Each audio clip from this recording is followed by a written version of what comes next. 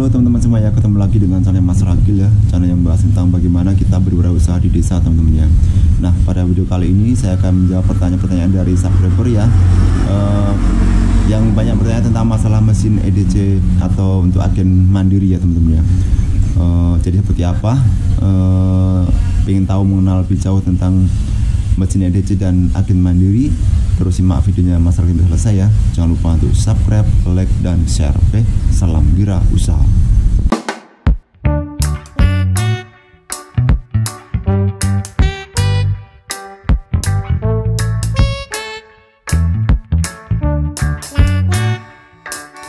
Nah teman-teman semua ya, seperti yang sudah saya jelaskan tadi, saya akan menjawab pertanyaan-pertanyaan dari subscriber ya, yang menanyakan tentang masalah mesin EDC ataupun agen mandiri ya. Nah jadi gini teman-teman ya, sebelumnya saya akan menjelaskan dulu tentang masalah agen mandiri ataupun mesin EDC ini teman-teman ya.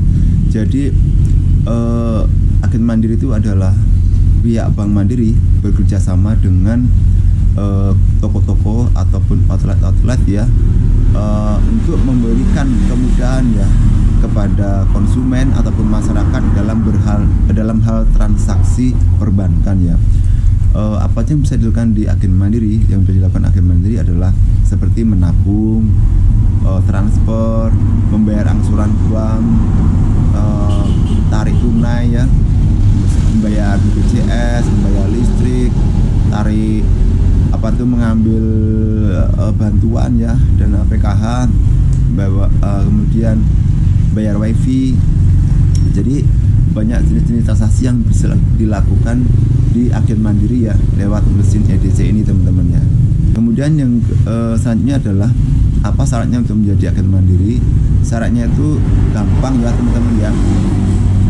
Teman-teman tinggal mengajukan ke pihak banknya, kemudian memenuhi persyaratannya seperti fotokopi KTP, KK, NPWP, kemudian dan nomor rekening atau buku tabungan teman-teman. Oke. Kemudian apakah ada targetnya dari pihak bank mandiri? Nah, jadi kalau untuk targetnya ini teman-teman, yang penting kita tuh sering bertransaksi teman-teman ya. Sebenarnya kalau semakin banyak kita bertransaksi, maka semakin banyak keuntungan yang kita dapat teman-teman ya. Kemudian pihak bank sendiri juga memberikan kompensasi ataupun reward ya ataupun bonus kepada salah satu agen ya yang memiliki transaksi melebihi target, kemudian saldo pada saat akhir bulan itu saldonya banyak ya. Saldonya banyak ya yang di dalam ATM agen mandiri kita itu teman-teman. Jadi kalau akhir bulan usahakan teman-teman mengisi saldo di ATM mandirinya itu banyak teman-teman ya, karena itu nanti akan menjadi penilaian dari pihak bank mandiri terhadap agen di toko kita teman-teman. Nanti kalau bagus nanti dapat reward ya, setiap bulannya itu dapat berapa gitu ya teman-teman. Kemudian ada juga bonus-bonus yang lain ya, yang lebih besar lagi jika bisa target ataupun bisa mendapatkan nasabah-nasabah yang mau membuka rekening ke bank mandiri teman-teman. Jadi itu salah satu bonus yang diberikan oleh pihak bank mandiri kepada agen-agen mandiri tersebut teman-teman. Oke. Kemudian berapa sih keuntungan yang terdapat dari agen mandiri link atau agen mandiri ini teman-teman ya. Jadi keuntungannya itu sebenarnya setiap kita transaksi berbeda-beda teman-teman ya. Sebenarnya dalam setiap transaksi itu kita potongannya ataupun setiap transaksi itu biaya yang kita kena itu sama sebenarnya. Nah, bagaimana dengan keuntungannya? Nah, keuntungannya itu kita ambil minimalnya aja teman-teman ya. Jadi kalau seandainya kita dalam setiap transaksi itu kita mengambil keuntungan Rp5.000, jadi kalau dalam satu bulan gitu anggap aja kita bisa bertransaksi 100 transaksi, berarti satu bulannya itu dari agen mandiri kita mendapatkan keuntungan yaitu 500.000 teman-teman ya. Itu kalau kita mendapatkan 100 transaksi teman-teman. Tapi kan bisa lebih juga transaksinya teman-teman. Jadi kalau lebih transaksinya maka penghasilannya pun lebih dari itu teman-teman. Kemudian juga dari jumlah transferan atau penarikan dari konsumen ya. Walaupun setiap transaksi itu kita dikenai biaya dari bank itu sama ya teman-teman ya, tetapi kita kepada konsumen itu bisa mengambil biaya yang berbeda ya teman-teman. Jadi kalau biasa satu kali transaksi itu kan misalnya kena biaya Rp3.000 teman dari pihak bank, kemudian kita mengambil dari konsumen kalau standar ya teman-teman itu Rp5.000. Kemudian kita juga mendapatkan komisi dari bank juga ya, setiap transaksinya itu berapa gitu teman-teman, karena setiap transaksi itu berbeda-beda teman-teman ya, biaya yang dikenakan kepada agen dan juga komisi yang diberikan dari Bank Mandiri pada agen itu berbeda-beda ya. Jadi setiap transaksi itu berbeda-beda ya. Jadi kalau transfer ke sesama Bank Mandiri itu kita dikenai biaya itu Rp1.000 teman-teman ya. Ya jadi Rp1.000. Kemudian kita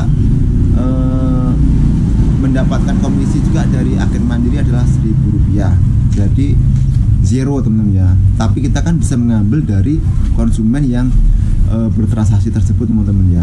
Kalau misalnya di bawah 3 juta itu kita mengambil keuntungan 5.000, kemudian 5 juta 10.000. Jadi setiap tingkatan itu kita bisa memberikan ataupun mengenakan biaya kepada konsumen yang berbeda-beda tergantung besar kecilnya transfer ataupun transaksi yang dilakukan oleh konsumen tersebut teman-teman ya. Nah jadi seperti itu teman-teman ya. Jadi keuntungan yang kita dapat itu tergantung dari jenis-jenis transaksi yang dilakukan oleh konsumen ya, baik itu transfer, pembayaran maupun nabung ya. Karena setiap transaksi itu kita memiliki biaya ya. Jadi pihak bank juga memberikan biaya transaksi kepada kita, kemudian juga pihak bank memberikan komisi kepada kita ya. Jadi kita sebisa mungkin bisa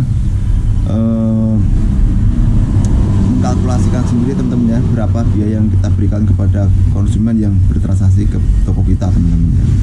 Jadi istilahnya seperti tadi, kalau seandainya kita dalam sebulan bisa mencapai misalnya 100 transaksi, kalau kita ambil minimalnya satu kali transaksi itu 5.000, berarti 500.000. Tapi itu akan bisa meningkat lagi seandainya konsumen itu melakukan transaksi dengan nominal yang besar ya.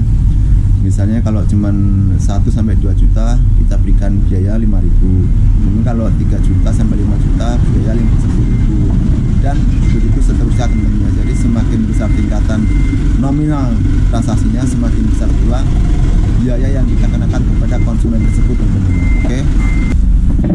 Nah selanjutnya saya akan menjawab pertanyaan dari teman-teman semua ya. Yang pertama kemarin menanyakan masalah kenapa saya memilih agen Mandiri bukan BRI Link ya. Jadi sebenarnya kemarin itu bukan masalah pilihan teman-teman ya, karena saya baru dapatnya yang agen Mandiri ya. Jadi untuk BRI Link saya belum mengajukan ataupun belum kepikiran ke situ teman-teman ya. Kemarin juga saya cuma ditawarin dari pihak banknya. Saya belum kepikiran untuk membuka sejenis agen-agen atau BRI Link ya, masih belum ada pikiran situ. Jadi kemarin malah ditawarin sama pihak banknya ya, saya coba-coba dulu ya menjadi agen Mandiri. Sebenarnya tiap bank juga mempunyai kelebihan dan kekurangan teman-teman ya. Jadi ada baiknya kita tuh dalam satu toko bisa mempunyai agen-agen ya dari berbagai bank ya. Dalam artian kita agen Mandiri punya, BRI Link punya, BNI dan bank-bank lainnya ya. Semakin banyak kita bisa mengcover seluruh bank di dalam toko kita, maka semakin banyak orang yang akan tertarik untuk bertransaksi ke toko kita teman-teman.